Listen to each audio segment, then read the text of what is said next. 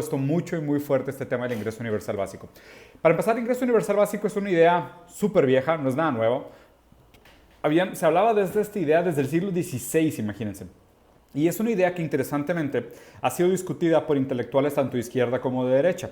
Digo, obviamente tiene sus raíces en una postura un poco más libertaria, modernamente hablando, porque pues a fin de cuentas lo que te dice es que a grandes rasgos el sistema no cambia, simplemente la gente tiene un poco más de poder adquisitivo. Por lo cual les doy el disclaimer, sí estoy de acuerdo con medidas tipo Universal Basic Income o ingreso universal básico, con algunas modificaciones y algunos peros, pero igualmente me parece solo una medida transitoria. O sea, no es una medida que arregla a grandes rasgos muchos de los problemas sistemáticos de nuestra economía y de nuestra manera de vida, pero sí funcionan como una manera de estabilización que de alguna manera podría regular la injusticia y desigualdad que acaba surgiendo de manera sistemática por el modelo de negocio. Universal Basic Me voy a referir a él como UBI, perdón por el inglés, pero se me hace más fácil porque lo he escuchado millones de veces así. El ingreso universal básico se ha aplicado en diferentes países, siempre en ciudades de control. ¿Okay? En diferentes lugares se ha aplicado inclusive en ciudades medianas de hasta 50,000 habitantes y se han hecho también pruebas ciegas, de decir, por ejemplo, en Finlandia se hizo en una ciudad donde seleccionaron solo 2,000 personas que estaban desempleadas y esas 2,000 personas les dieron el ingreso universal básico para que pudieran ver los resultados. ¿Okay? En general los resultados son bastante positivos. Algo que tienen que entender es que ¿de dónde viene la noción de poner un ingreso universal básico? Y a grandes rasgos se pensó como una alternativa, como una sustitución o como algo para agregar al estado de bienestar. El estado de bienestar es esta noción de que el Estado se tiene que asegurar de que todos los habitantes de un país, nación, ciudad o entidad que es gobernada merece un cierto nivel de bienestar. La sociedad necesita un cierto nivel de orden y bienestar para funcionar. ¿Okay? Tú no puedes decir simplemente, quita el estado de bienestar, no hace sentido que tengamos policía, bomberos, limpieza, calles, alumbrado público. O sea, todas esas cosas quítalas porque pues, son subsidios del gobierno, es socialismo, quítalas, ¿no? Pues digo, si tuvieras esa misma mentalidad, tampoco existiría ejército, no existiría policía, no existirían los bomberos, no existirían los sueldos para los políticos, porque pues en esa noción todo cae como en este socialismo extremo, pero no voy a hablar con estas ideas ignorantes. Vamos a simplemente partir de la idea de, para que se cumpla el contrato social y tengamos un cierto nivel de estabilidad en las sociedades y se pueda dar el comercio con un cierto nivel de ambición para buscar el progreso de la sociedad, necesitamos que la gente esté en un nivel de paz, ¿okay? Porque si no existieran esos comunes, ese bienestar mínimo, el mundo cae en caos, el mundo cae en desorden, como un poco lo que está pasando ahorita en Estados Unidos. Entonces, el problema es que el estado de bienestar, a grandes rasgos, se ha instrumentalizado para exigir de alguna manera medidas barbáricas sobre los pobres, sobre la gente que nace pobre y sobre todo la gente que se queda en ese nivel de riqueza, porque es muy difícil de salir. Vemos que la movilidad social prácticamente dejó de existir, ¿no? Temas como tú puedes solo cobrar tu seguro de desempleo si activamente estás aplicando a trabajos todo el tiempo, si te estás aventando al mercado de trabajo como carne de cañón y estás obligado a agarrar cualquier oportunidad que te enfrentes, lo cual obviamente fragiliza al empleado y da mucha ventaja al empleador, porque el empleador dice, pues si esta gente está desesperada, les puedo pagar una baba y de todas formas ellos están obligados a estar constantemente buscando empleos, les quita mucha mancuerna de negociación. Entonces, aquí mi propuesta no es que el ingreso universal básico reemplace el estado de bienestar, sino que además del estado de bienestar tengamos un ingreso universal básico. ¿Okay? Les voy a platicar un poquito para que tengamos una noción de qué tanto estamos hablando de un ingreso universal básico, porque si hay gente que defiende de que, oye, pues, ¿sabes qué? El ingreso universal básico te debería de asegurar casa, comida, movilidad y bienestar. O sea, además de todos los bienes públicos y servicios y salud, deberías de tener techo, movilidad, que pudiera ser transporte público o carro particular, depende de cómo lo veas en diferentes países y todo, ¿no? Pero ese tipo de ingreso universal básico sería obviamente sumamente caro. Aquí lo que estamos hablando es de un estado de bienestar, además, sumado un tipo de ingreso universal básico. Y este ingreso universal básico estamos hablando de que es aproximadamente $1,000 por día para un adulto mayor de 18 años de edad. Y con esos $1,000 por día, básicamente te aseguras de sacar a todo el mundo el índice de nivel de pobreza, o sea, de la pobreza que es menos de $1 al día, ¿no? Otro tema interesante para platicar del ingreso universal básico es que vamos a platicar un poquito sobre lo que la gente dice de qué es lo que estaría mal del ingreso universal básico. Primero, el primer argumento que toda la gente hace es, las personas trabajarían menos. Si tú pones un ingreso universal básico, si tú les das dinero, mucha gente dejaría de trabajar. Lo cual, número uno, no. En todos los lugares donde se ha aplicado ingreso universal básico, ha incrementado la fuerza laboral. O sea, la gente trabaja más. Porque de hecho, la noción es esta. Cuando tú tienes un cierto nivel de ingreso que te cubre tus necesidades básicas, no es como que dices, bueno, pues ya con esto tengo el mínimo y tan tan. Seguramente sí va a haber gente que lo va a hacer, pero para los demás va a ser de que, oye, pues ya tengo lo básico cubierto, no me voy a morir de hambre, ahora déjame realmente buscar un empleo que yo quiera. Inclusive hay gente que lo hizo en las pruebas de decir, pues agarro un empleo de medio tiempo. Voy a trabajar en algo parcial que me gusta, en lo que busco realizar mis pasiones o buscar mis ambiciones de otra manera.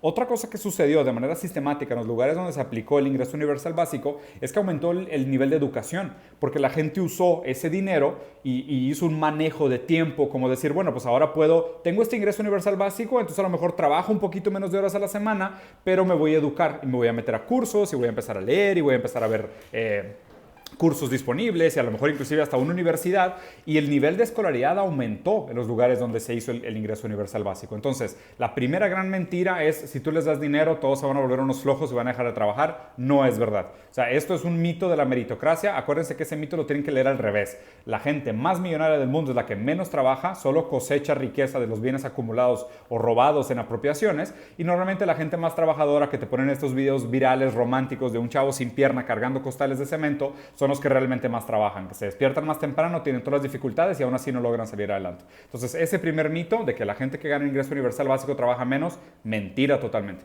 Segundo mito del ingreso universal básico: la gente se lo va a gastar en comida, cigarros y vicios, ¿ok? Aquí, de nuevo, les voy a tener que romper el corazón, pero adivinen cuál es el estrato de la sociedad que porcentual a lo que gana, más gasta en vicios. Los ricos. Los ricos son los que más gastan en cosas banales y superficiales, no en las cosas fundamentales que se usarían para tener una vida digna.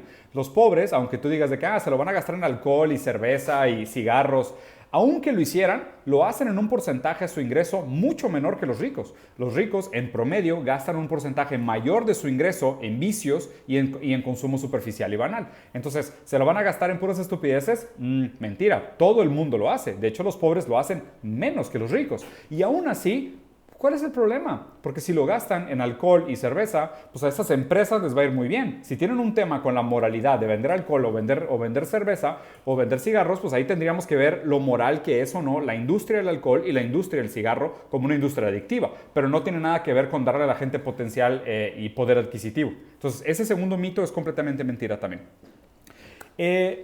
Otro punto que voy a dejar para un poquito más adelante es, bueno, de hecho si quieren ya lo trabajo. Un punto que tenemos que entender es bien interesante, es esta noción de gran parte de por qué la economía está en un problema tan grande es que tenemos una insuficiencia de demanda agregada. La gente no tiene poder adquisitivo. La vida se ha encarecido enormemente, o sea, vean la gráfica que posteé el otro día y recordándoles un poquito. Desde los años 40 hasta hoy, los sueldos promedios de la clase media y clase baja han subido en promedio un 10%, ¿ok? Los sueldos básicos o los salarios mínimos en poder adquisitivo ajustado han decaído un 5% y el sueldo de los CEOs ha aumentado un 930%. Y si vemos los costos de educación, los costos de salud, los costos de residencia, todos han aumentado en triple dígito, o sea, arriba del 200 o 300%. Entonces, ¿qué pasó? A grandes rasgos vivimos en una gran época de desigualdad. Sabemos que es prácticamente imposible que tengas un mejor estándar de vida que tus papás. O sea, si naciste a partir, la gráfica tal cual la que posteé, ¿no? Si naciste en los años 40, la probabilidad de que tengas una mejor vida que tus padres era 90%. Si naciste en los 80, la probabilidad de que tuvieras una mejor vida que tus padres era de 50%. Si naciste en los años 2000, las probabilidades de que tengas una mejor vida que tus padres es del 8%. Y obviamente todavía no tenemos estadísticas porque no son mayores de edad, apenas van a ser mayores de edad los que nacieron en el año 2010, en el año 2015, pero probablemente esa gráfica, si seguimos la misma tendencia, se va a volver cero. ¿Qué quiere decir cuando esa gráfica se vuelve cero? No hay movilidad social. El no hay movilidad social habla también de cómo podemos aspirar nosotros a oportunidades, al cambio, al bienestar, al realmente ser una persona que pueda ser emprendedora y pueda ganar dinero con un emprendimiento que agrega valor a la comunidad. Ya no funciona así. El sistema económico a grandes rasgos favorece que el dinero se acumule en unas muy pocas manos y tampoco favorece la circulación del capital, que esto es algo específicamente que se ataca con el ingreso universal básico. Otra premisa importante del ingreso universal básico es esta idea de tenemos que hacer una separación sobre el dinero o la riqueza que se genera de los medios de producción o la materia prima que se usa y los medios de producción contra el valor agregado que nosotros le ponemos con el trabajo a las cosas. Y aquí hay algo bien interesante, porque si tú dijeras, mira, yo te vendo esta estatua, ¿ok? La estatua pues es un pedazo de piedra al cual yo le puse mi talento para transformar una piedra cualquiera en una estatua. La pregunta es, ¿te estoy vendiendo la piedra y mi talento o te estoy vendiendo el conjunto de las dos cosas? Te estoy vendiendo el conjunto de las dos cosas. Ahora la pregunta sería, ¿y por qué tú eres dueño de una piedra? ¿Ok? Pues dirías, no, pues yo la compré. Ok, pero vete al mero principio, ¿de dónde viene ese dinero para poder comprar esas primeras piedras? ¿Cómo se hicieron las grandes divisiones de tierra? No sé, piénsenlo así. En algún momento quisieron inclusive privatizar el agua. O hay muchos lugares donde el agua inclusive está privatizada. ¿Y qué tan lejos estamos de privatizar cosas como el aire? Y ahí todo el mundo se va a preguntar de que, oye, ¿y por qué a esa gente que tuvo suficiente dinero en ese momento pudo privatizar el aire? Siendo que el aire es algo que nos debería de pertenecer a todos. Entonces, piénsenlo así. No es necesariamente que los productos que tú compras le pertenecen completamente a la persona que te los está vendiendo, sino que hay que saber muy bien hacer un análisis de la distinción entre valor agregado y lo que es algo común. Y aquí está el problema. Grandes fortunas y grandes enriquecimientos ilícitos, prácticamente todos, se han hecho a través de la apropiación de los bienes comunes y la alienación del trabajo que se hace cuando tú obligas a la persona que venda su valor agregado a través de la prostitución de su tiempo, ¿okay? Que es cómo se organiza el trabajo hoy en día a grandes rasgos. Entonces, si tuviéramos esta interpretación de que hoy las grandes empresas del mundo dependen de nosotros, todos, de todo el mundo, para generar valor en su equity, en su capital, ahí ya empezamos a ver cómo debería de funcionar realmente el ingreso universal básico. Porque una respuesta muy fácil sería decir, ¿sabes qué? El ingreso universal básico sí es una medida libertaria, sí perpetúa el modelo económico cuando está, puede causar inflación, porque lo primero que la gente diría es, bueno, pues si todo el mundo tiene más dinero, pues nada más haces las cosas más caras y acaba todo igual, ¿no? Eso es una noción bastante simple. La manera como se tendría que hacer esto es que se tienen que poner impuestos progresivos a las grandes fortunas principalmente y con ese dinero fondear el poder adquisitivo de los niveles socioeconómicos bajos. Porque cuando el dinero viene de abajo hacia arriba, fluctúa, flota, o sea, salda cuentas, ¿no? Y les voy a contar una historia súper simple de cómo funciona esto. O sea, de cómo el dinero circulando genera el movimiento económico y el progreso de las sociedades hasta cierto punto, aunque suene muy, muy tonto y muy cínico. Viene no sé, estoy aquí en México, ¿no? Viene un americano a México y se va a quedar en un hotel en México, en una ciudad chiquita. Llega y dice, oye, ¿sabes qué? Me quiero hospedar en tu hotel. ¿Cuánto cuesta la habitación? Y el dueño del hotel dice, cuesta $100. Oye, ¿sabes qué? Pero quiero ver la habitación antes de hospedarme. Entonces el dueño del hotel dice, ok, déjame $100 de depósito en lo que vas a ver la habitación. Entonces le da $100, sube a ver la habitación. En ese momento agarra los $100 y le habla al panadero y dice, oye, te debía $100, ten los $100 que te debía el pan. El panadero agarra esos $100, le habla al policía y le dice, oye policía, te debía $100 porque tú me habías cuidado, entonces ten $100. El policía le habla a la prostituta del pueblo y le dice, oye, te debo $100 de la noche de la semana pasada, ten $100. La prostituta va con el del hotel y le dice, oye, te debía $100 de la habitación, ten $100 de la habitación. En eso regresa el turista y dice, ¿sabes qué? No me gustó la habitación, ya me voy. Pero el dinero circuló y el dinero a través de la circulación saldó muchas deudas y compró más optimismo, seguridad, capacidad de inversión y lo que tú quieras. Hoy hay demasiado dinero en el mundo. De hecho, 10% del Producto Interno Bruto del mundo entero está parado en paraísos fiscales. Entonces necesitamos mecanismos de reciclaje de valor agregado. O sea, necesitamos que el dinero que se gana, el dinero que se acumula en pocas manos, regrese a la economía y se arreglen cosas. Por eso constantemente esta queja de Jeff Bezos otra vez amaneció y no tuvo ganas de salvar el hambre del mundo. No tuvo ganas de salvar 9 millones de personas que se están muriendo de hambre por año con su fortuna que les sobra para arreglar el problema de la hambruna mundial. El problema es que este dinero se canaliza a muy pocas manos y después se queda parado. El 10% de todo el dinero del mundo está parado en paraísos fiscales para hacer evasión. Entonces cuando la gente dice que no, ¿cómo que más impuestos? Pero no es más impuestos a todos. O sea, ¿cómo una empresa como Amazon, con el hombre más rico del mundo, pagó 0 impuestos el año pasado? 0 impuestos. Tú y yo, tontos, que tenemos impuestos normales, que pagamos un 20-30% de nuestros ingresos y aún así batallamos para tener una vida digna, y Jeff Bezos, que es el hombre más billonario del mundo, pagó 0 de impuestos. 0, ¿ok? Entonces, ¿de dónde se puede fondear el Universal Basic Income? Para empezar, de impuestos progresivos para los ricos. Esa es la solución más fácil. Pero les voy a proponer una segunda solución, que de hecho se me hace mucho más inteligente, mucho más elegante y mucho más sustentable, que es del economista este griego Yanis Varoufakis, una persona sumamente brillante, probablemente los más inteligentes que hacen análisis de las situaciones contemporáneas y tiene muchas propuestas muy avanzadas de cómo podríamos salir de esos, que no se llama necesariamente ingreso universal básico, sino que es un dividendo universal básico, o Universal Basic Equity, Universal Basic Shareholding. ¿Okay? Les doy el ejemplo de Alaska. Es interesante que ya se ha pasado y casi se ha aprobado en el Senado de Estados Unidos 4 veces la propuesta de ingreso universal básico. Una de las veces no pasó, lo propusieron los republicanos y los demócratas nada más no la aprobaron porque querían que subieran más el nivel de ingreso universal básico. O sea, estuvimos muy cerca de habernos salvado de tanta desigualdad, pero pues por una o por otra cosa no sucedió, ¿no? Entonces, en Alaska sí pasó. ¿Por qué? Porque un senador republicano en Alaska le dijo a la gente de Alaska, miren, tenemos mucho petróleo en Alaska. ¿Qué prefieren? ¿Que caiga en la mano de los políticos corruptos y que lo administren? ¿O que lo administren ustedes y nosotros de ese dinero que se genere de la venta del petróleo lo distribuimos de una manera igual entre todos los ciudadanos, en lugar de dárselo al Estado para que el Estado lo invierta? Y los ciudadanos de Alaska dijeron, no, ¿sabes qué? Danos el dinero, queremos el dinero. La gente de Alaska recibe entre $1,000 y $2,000 al mes, todos los mayores de edad, por sus bonos del petróleo, o sea, por los bonos del petróleo de Alaska. Algo similar sucedió en Noruega. Entonces, la idea hoy es que tenemos que entender que muchos negocios son similares a cómo funciona la industria del petróleo. Les doy un ejemplo, los datos.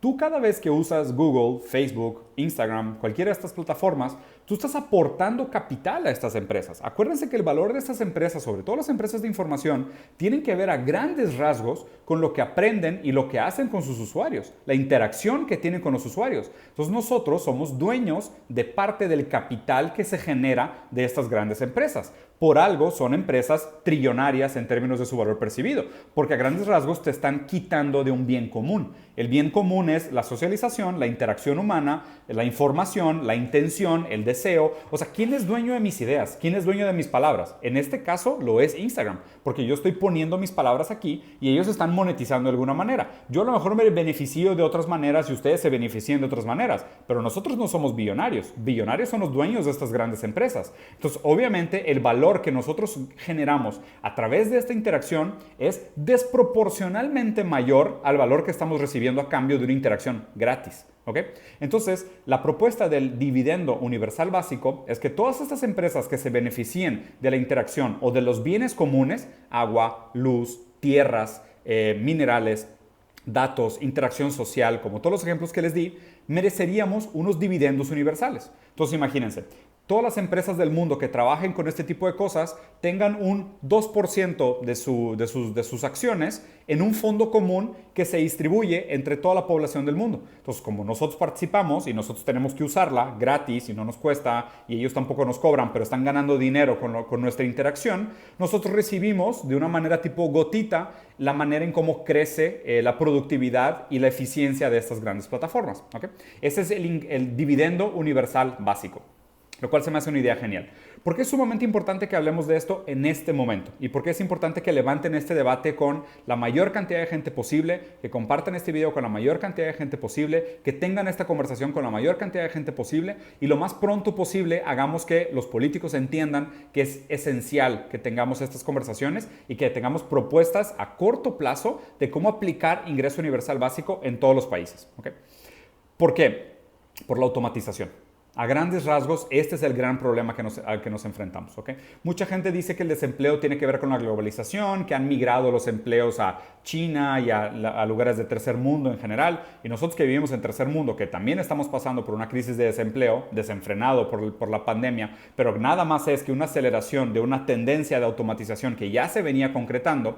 Esto es lo complicado. A la larga, no importa lo que puedas producir, no importa el valor que puedas generar. Si la gente no tiene poder adquisitivo para comprar, pues no vamos a tener mucho que hacer más que endeudarnos cada vez más. Y hoy los dos picos que tenemos es la deuda estatal de los países que están endeudados, que prácticamente mitad de los impuestos que pagas son para pagar las deudas externas, solo los intereses de la deuda externa más bien, o sea, para enriquecer banqueros, y el otro pico de dinero es estos paraísos fiscales y el dinero de los inversionistas que tienen el dinero parado en lugar de hacerlo girar por la economía porque le tienen miedo a la inflación o lo que tú quieras. Entonces, es urgente que tengamos esta conversación. El ingreso universal básico es una medida que está apoyada tanto por la izquierda como para la derecha. No es la salvación del mundo, no va a resolver todos los problemas que tiene el mercado y la economía. Obviamente hay que hacer muchas más cosas, pero sí es algo que podemos buscar a muy corto plazo. Es nuestra responsabilidad como ciudadano exigirlo y que los políticos sepan y se informen y presenten propuestas de cómo ejecutarlos de los diferentes países, porque esto sí tiene un efecto positivo en la educación, positivo en el bienestar mental, positivo en el índice de empleo, reduce la pobreza y reduce la criminalidad. Este es el tipo de cosas que tenemos que buscar. ¿Por qué? Porque mejora las condiciones materiales de la gente. Pero bueno, espero les haya gustado. Ayúdenme si les gustó también a compartirlo. Otra vez, pónganlo en sus grupos. Quiero ver cómo reacciona la gente. Mándenme las reacciones de sus grupos para yo poder postearlas. Y acuérdense lo importante de empezar a educar a la gente, empezar a abrir debates, empezar a tener conversaciones y poner estos temas importantes sobre la mesa. ¿Vale? Gracias.